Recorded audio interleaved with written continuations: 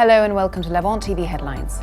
Islamic State group fighters have executed at least 23 Syrian Kurds, among them women and children, in a village south of the border town of Kobani.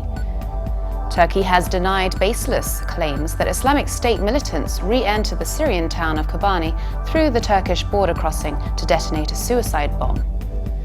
The Palestinian Foreign Minister, Riyad al-Maliki, is visiting the International Criminal Court to hand prosecutors files detailing possible Israeli war crimes in Gaza and settlement construction in the West Bank and East Jerusalem.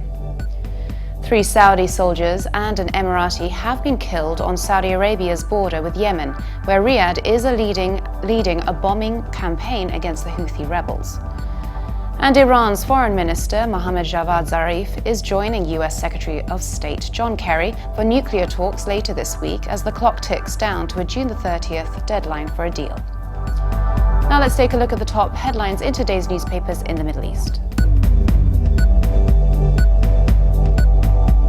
From the UAE, the Khalij Times leads, reporting that Somalia's al-Shabaab insurgents killed at least 6 people on Wednesday in a suicide attack on a UAE relief convoy in the Somali capital Mogadishu. The paper also reports that Saudi Arabia has signed agreements worth billions of dollars to buy helicopters, Airbus jets, and 2 possible nuclear reactors from France. From Lebanon, the Daily Star reports that ISIS fighters have launched simultaneous attacks against the Syrian government and Kurdish militias overnight, moving back onto the offensive after losing ground in recent days to Kurdish-led forces near the capital of their caliphate. The paper also reports that gunmen shot dead 2 policemen and abducted 2 Lebanese nationals Wednesday from a construction site in Nigeria's southern Delta region. The Egypt Independent leads, reporting that 2 senior Muslim Brotherhood leaders, Abdel Rahman al-Barr, Mahmoud Ghazlan, and 12 others have been detained for 15 days over accusations of instigating the murder of army and policemen. The paper also reports that the Committee to Protect Journalists says Egypt is holding the highest number of journalists behind bars since record-keeping began, using the pretext of national security to crack down on press freedom. Now let's take a look at the top Middle East headlines from the UK papers. The Independent leads its Middle East news, reporting that questions about Prime Minister Benjamin Netanyahu's government's commitment to democracy have intensified, with the reintroduction of a bill designed to cripple the Israeli human rights groups that monitor government and army practices in the occupied territories. The bill, tabled by Yinon Magal, a member of the Knesset from the far-right Jewish Home coalition partner, would undermine the funding of the human rights organizations which depend heavily on foreign support. The Telegraph leads its Middle East news, reporting that the Palestinian Authority will escalate its campaign today by submitting evidence to the International Criminal Court, the ICC, accusing Israel of breaking international law and carrying out war crimes. Riyad al-Maliki, the Palestinian Foreign Minister, will present the ICC's chief prosecutor with documents for a possible case against Israel, and in the process, the Palestinian Authority will defy American pressure and may risk the flow of US aid.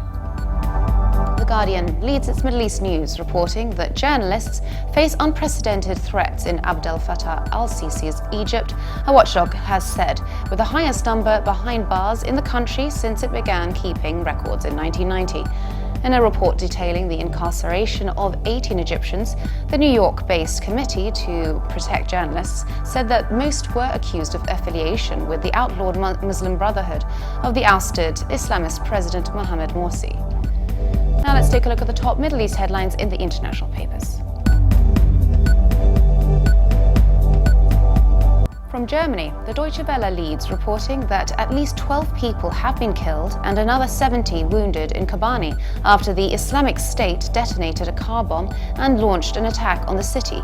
Authorities inside Kobani have appealed to civilians not to leave their homes until further notice. And finally, the New York Times reports that the World Bank has uncovered new evidence of large-scale corruption and tax evasion by firms owned by the family of the former Tunisian President Zine el-Abidine Ben Ali during his dictatorship, and also warned that graft has intensified since the revolution that ousted him 4 years ago.